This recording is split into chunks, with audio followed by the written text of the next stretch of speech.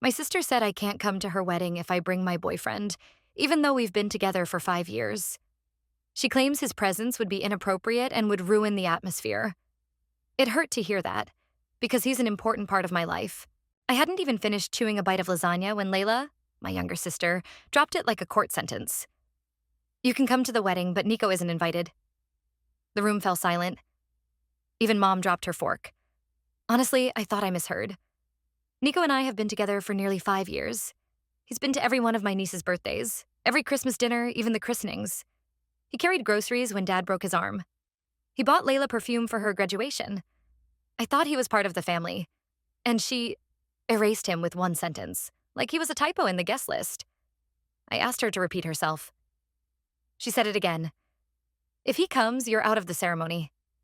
The ceremony, as in walking down the aisle with the groom's brother. The guy who's been acting like I owe him my attention for over a year now.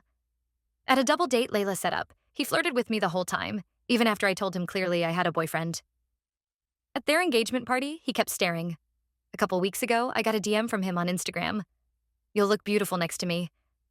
No hello, no explanation. Just that. I showed it to Nico and we laughed it off. But now, not funny. I don't understand why Layla acts like she doesn't see it. Or worse, encourages it. My hands started shaking from the anger. I put my fork down and stood up. Are you serious right now? Was all I could say. Completely, she replied. Calm, cold, like signing a contract. Nico sat in the corner, not interfering. That's who he is. He gives me space to handle my family. But I saw the way his fingers clenched. He knew I was about to explode. He also knew this wasn't his fight. I tried to piece together when all this started. And then I remembered. That awful dinner. Layla had invited me to meet a friend, which turned out to be a setup with her fiancé's brother. I was blindsided. He hovered over me the whole night, brought me wine, made inappropriate jokes. And as I later learned, he believed he had a chance with me. You know why? Because Layla told him my relationship was complicated and that I was about to break up with Nico. I found that out much later during a conversation with Eddie, the brother. I left that dinner mid-dessert. I felt gross, like I'd been ambushed. Nico offered to talk to him back then, but I said no. I thought it was just a stupid moment. Now I realize it was a dress rehearsal for this insanity. The rest of the evening, I couldn't shake the feeling that I'd been betrayed. Not just as a sister, as a person. Layla and I have always had different worldviews. She's been dreaming about a wedding since childhood. I've been dreaming of a peaceful life and a fulfilling career. She always wanted to look perfect. I just wanted to be honest. Still, I never thought she'd choose a creep over her own sister. Mom pretended not to hear. Dad grunted but stayed quiet. Only my twin sister looked at me and softly asked, "You okay?" I didn't answer. On the way home, Nico wrapped his arm around me and said in the car, "I can sit this one out, but it's your call. Whatever you decide, I'm with you." I stayed silent. I didn't know what to choose, self-respect or family peace. But something inside me had already cracked. After that dinner, I couldn't calm down for a long time. It didn't feel like a regular argument. It felt deeper, like I'd been betrayed. Not just as a sister, but as a person whose boundaries had been erased without warning. I couldn't stop thinking about how confidently Layla laid out her condition, as if she truly didn't care whether I showed up to her wedding. What hit harder was how easily she crossed out Nico, the man who had stood by me all these years. I decided not to bottle it up. I told my dad and brothers everything. Not just about the weird behavior from the groom's brother, but about how Layla had set me up with him a year ago at that so-called friendly dinner. Back then, I thought it was just a clumsy stunt. Now I saw it was part of something bigger. A disturbing fantasy that I should end my own relationship to fit into her storyline. My brothers were stunned. One of them even suggested boycotting the wedding unless Layla changed her mind, but I asked them not to make any rash decisions. I didn't want revenge. I wanted respect. Mom, as always, tried to smooth everything over. For her, appearances meant stability, even if the foundation was already cracking. She suggested I speak to Layla alone without the rest of the family. I agreed. Not because I had hope, but because I needed to know I'd at least tried. The conversation went exactly as I expected. Layla clung tightly to her made-up vision of the perfect day. She didn't listen. She didn't want to. For her, it was all about aesthetics. When I asked what she meant by that, she couldn't give a clear answer. It shocked me how obsessed she was with the surface of things. Not with family, not with real relationships, just how everything looked to outsiders. I realized then that what she wanted was a perfect picture, not a meaningful celebration. The more I tried to reach her, the more she shut down. Instead of reflection, she cried. Instead of listening, she blamed. And I was tired of being the one who always held it all together. I made my decision to step away from the role of bridesmaid and simply attend the wedding as a guest. No performance, no fake smiles. When I told my family, my younger brother said he didn't want to walk in the ceremony if I wasn't. Later, my twin sister called and said the same. I didn't ask them to take sides, but knowing I wasn't alone gave me a sense of peace. We even arranged a family photo in the park ahead of time, just something for mom and dad to hold on to, a version of the day that didn't involve forced happiness. Still, the sense of unraveling grew. I could see Layla digging deeper into her vision of a perfect wedding. Nothing would stop her. Tears, logic, broken relationships. It was like she'd staked her entire identity on this one day, and now she was trying desperately not to lose. I genuinely felt sorry for her. Not in a condescending way. In a human way. Because I saw someone spiraling into panic to avoid facing emptiness. Like this wedding was her last shot to prove her life had meaning. And to make that happen, she was willing to burn down everything around her. Even family. That was the first moment I realized. I wasn't angry anymore. I just didn't want to be part of her performance. Sometimes, just when you think things can't get any worse, they do. I kept telling myself I was fine. That it was just a wedding and I'd made the right choice. That I didn't need to be part of the performance. But inside, something kept humming, like background static after the music stops. I was emotionally drained. And honestly, I could feel something shifting inside me. I wasn't the same person I had been a few weeks ago. Nico and I tried to stay connected. He supported me, didn't pressure me, didn't ask too many questions, but I could tell he was hurting. It showed. He's the kind of person who holds on to things quietly. He thought of my family as his own. He blended in with them, embraced their traditions, remembered the smallest details, and now they pushed him out like he was nothing more than a guest. He never said it, but I saw it. How he'd withdrawn, become quieter, more distant. We were both keeping space, not because we wanted to, but because we didn't know how to be close without breaking. That night, I stayed at my twin sister's place. I just didn't want to go home.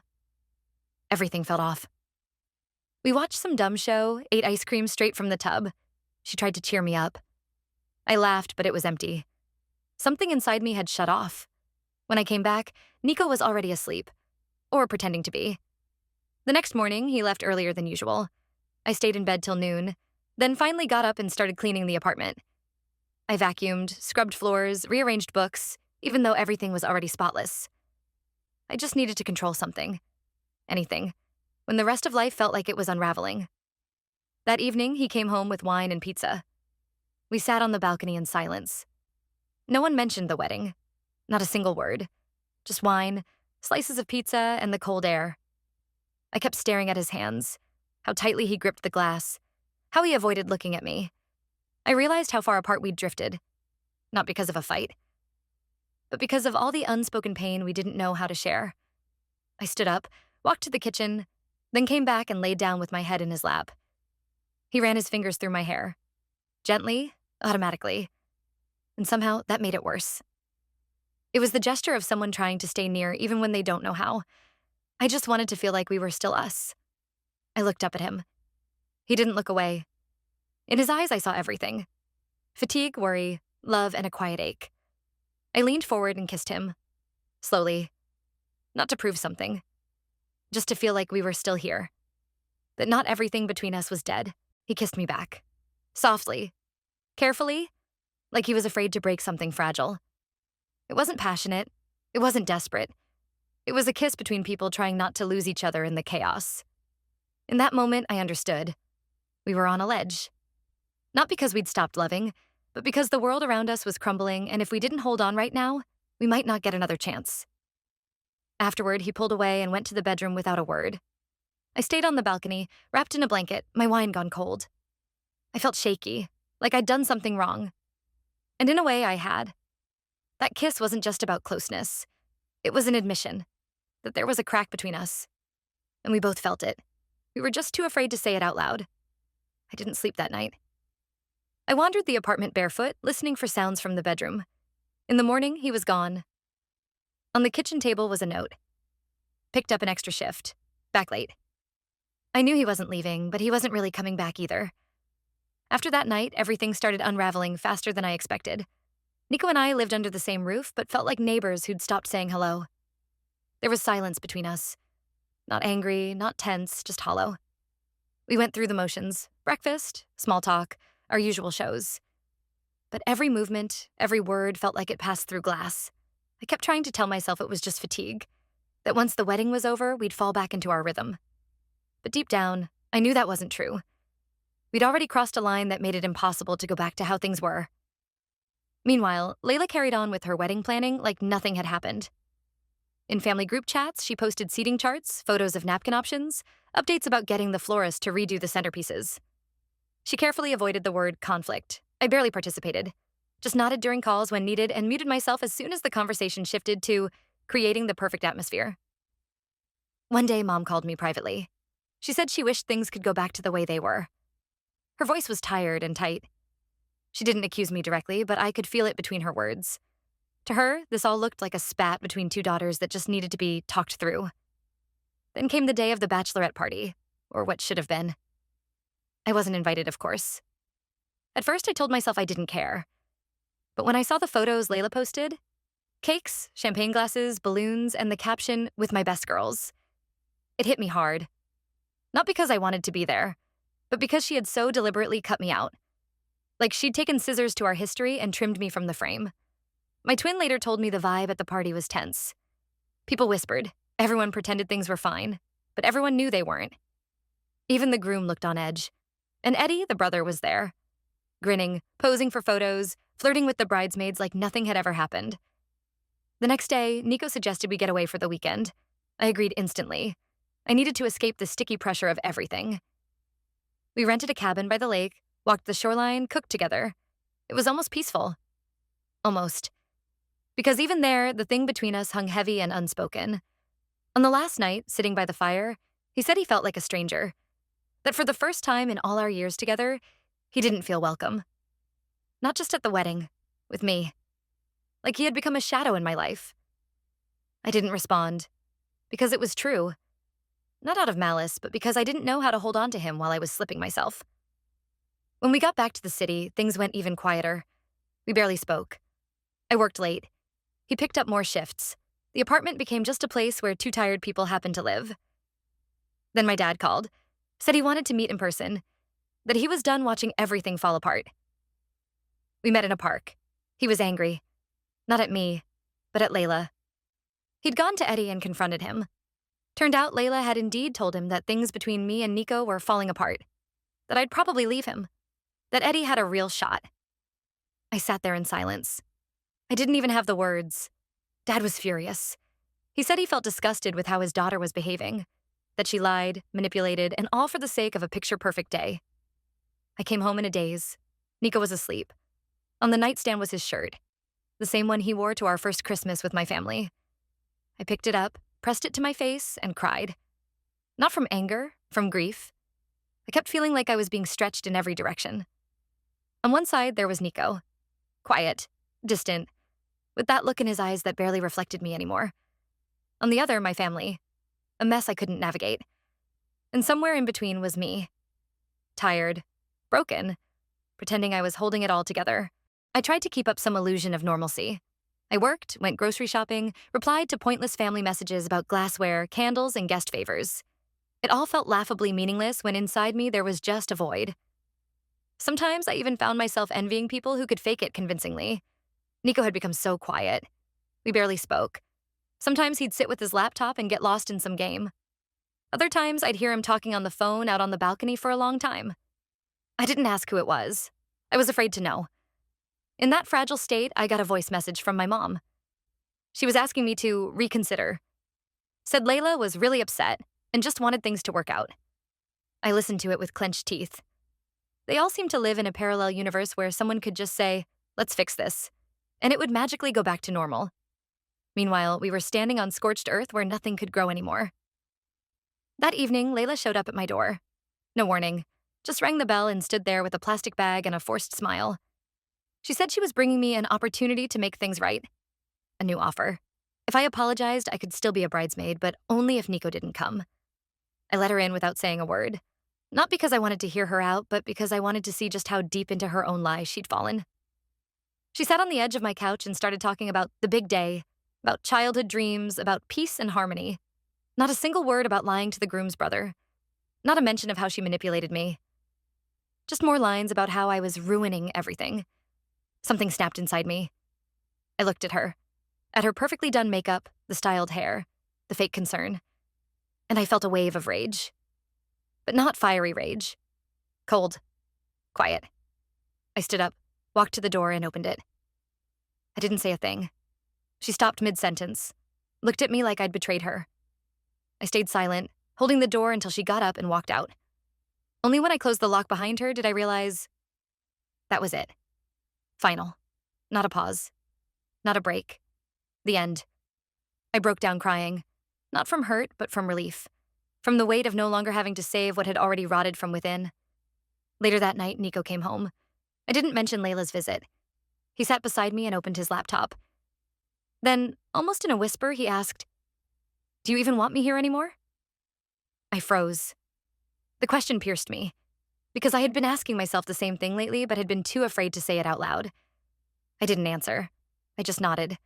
A small, almost invisible movement. But he understood.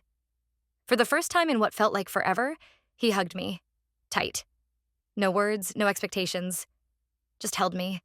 And this time, I cried again. But for real. I wore the bridesmaid dress, not to be petty. It was simply the only formal dress I owned that still felt like me.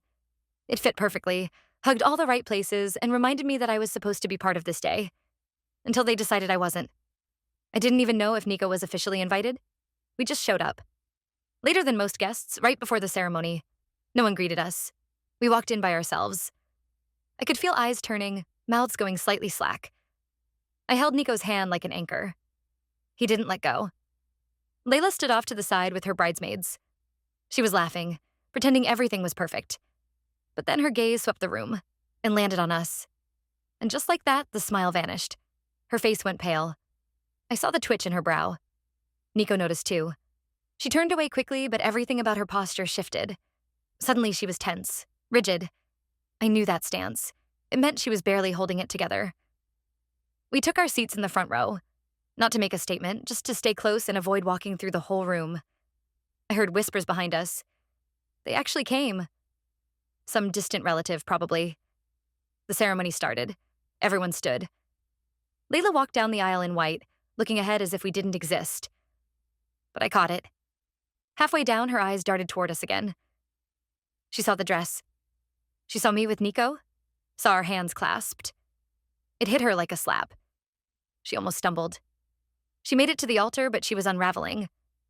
Her eyes kept darting. She started tugging at her dress, mumbled something to the groom. The air changed, something subtle, but real. Soft music played. The vows were exchanged. People clapped.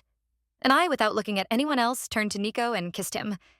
Gently, calmly, not for attention. For myself. He blinked, surprised, but kissed me back. His hand gripped mine. I knew they were watching. Eddie, Layla, everyone. But I wasn't doing it out of spite. I was doing it because I was tired of hiding my love to keep others comfortable. When we pulled apart, the room felt off. Not loud, just tight. Some people went quiet. Others started whispering. I knew I was taking a risk, but I didn't care. That moment gave me something back. My place. My dignity. After the ceremony, the reception began. We didn't line up to congratulate. I found a few cousins I trusted, made small talk. A couple people hugged me quietly. One whispered, "Good for you." I nodded. Meanwhile, Layla was spiraling. She paced the room, fussing with flowers, snapping at the staff, complaining to the DJ that the music was wrong. My twin sister later told me she threw a fit over the seating chart, angry that traitors were in the front row. Her words, with each passing hour, the vibe got heavier. People ate, drank, but no one really laughed. The groom looked defeated. Eddie had disappeared altogether. I just sat and watched the facade crumble. The dream she forced on everyone started to rot from the inside. Eventually, my brothers came over and said they were leaving. They couldn't take the tension anymore. My sister joined them. We said a quiet goodbye to our parents, snapped a few last photos in the garden, and left. No drama. Just gone. As I walked out, I turned back. Layla stood in the corner, alone, holding a champagne glass with a blank stare. Her dress was stained, hair falling out of place. For the first time, I didn't feel sad. Or angry, I felt at peace. I thought the worst was over, that we had left with our dignity intact, that everything messy had been left behind.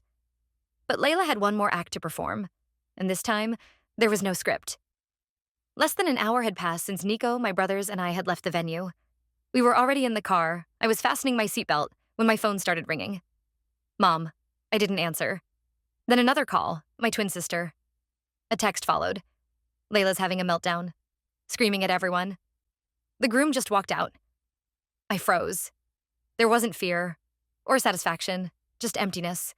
Like watching a building collapse after you'd warned everyone not to build on that swamp. Later, I found out it all started with the photographer. Layla demanded he delete any pictures with unwanted faces. Me and Nico, of course. He refused, citing the contract. She lost it. Then she tried to fire the DJ mid-reception for playing the wrong song during their first dance.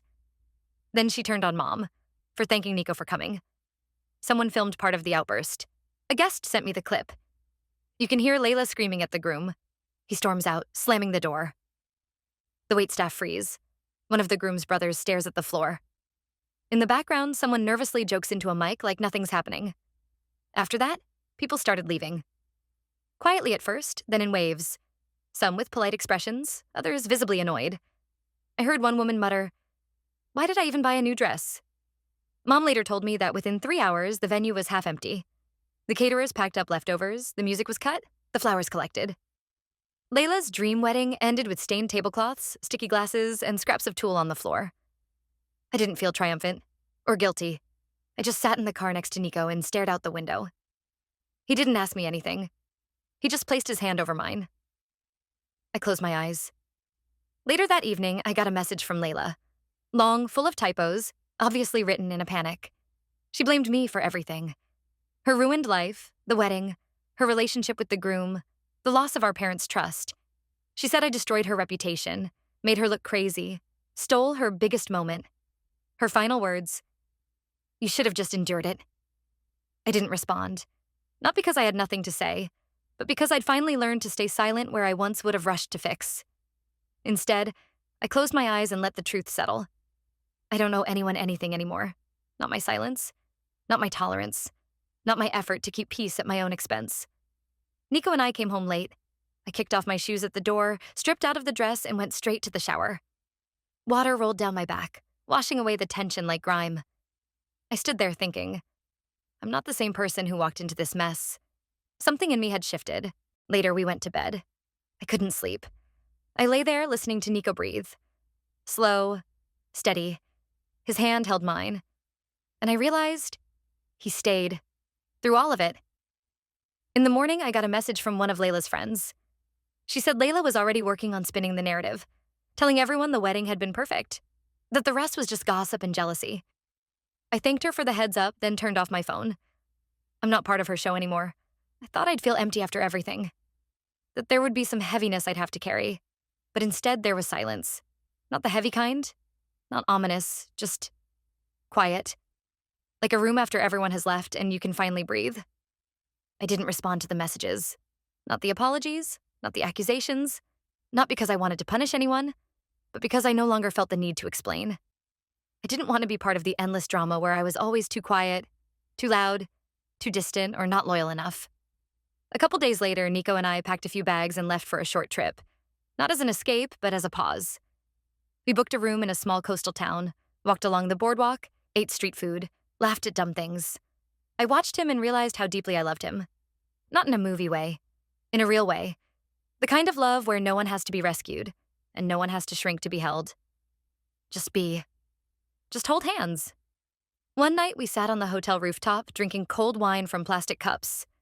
He turned to me and asked quietly, "Do you still want to be part of that family?" I knew what he meant. Not just Layla. All of them. The whole system that tore us up from the inside. I shrugged. I didn't have an answer. But I knew one thing. I would never bend myself into shapes just to be accepted again. If someone wanted to stay close, great. If not, I'd survive.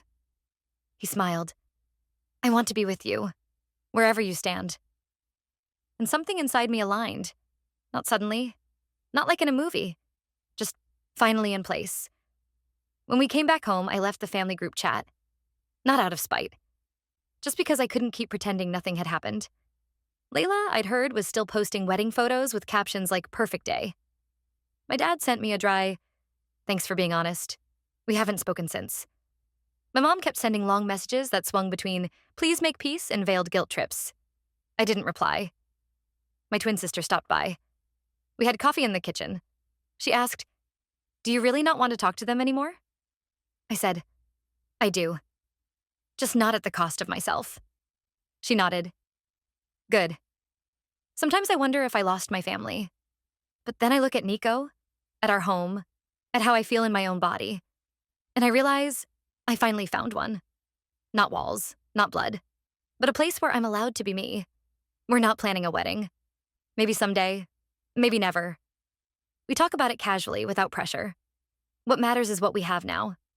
No lies, no performance. I'm no longer the good daughter, the accommodating sister, the peacemaker who makes sure no one's feelings get hurt. I'm just me. And for the first time in a long time, that's enough.